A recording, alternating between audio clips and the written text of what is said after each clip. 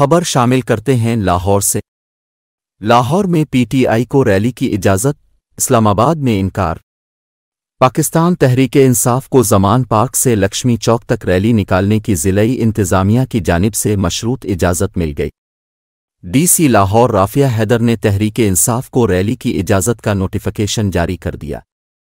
ताहम इस्लामाबाद इंतज़ामिया ने दारुल हुकूमत में रैली की इजाज़त देने से इनकार कर दिया है। ज़िलई इंतज़ामिया की जानिब से मुख्तलिफ शराइत पर अमल दरामद के लिए पीटीआई से यकीन दहानी हासिल करने और हल्फ लेने के बाद रैली की इजाज़त दी गई। इजाज़तनामे में शामिल शराइत में कहा गया है कि रैली की इजाज़त से पहर 2 बजे से शाम 7:30 बजे तक होगी। रैली की इंतज़ामिया पुलिस के साथ ताउन करेगी और सिक्योरिटी की जिम्मेदार होगी। इजाज़तनामे में शामिल मज़ीद शराइत में कहा गया है कि साउंड सिस्टम के इस्तेमाल से मुताल्लिक़ कानून की पासदारी की जाएगी।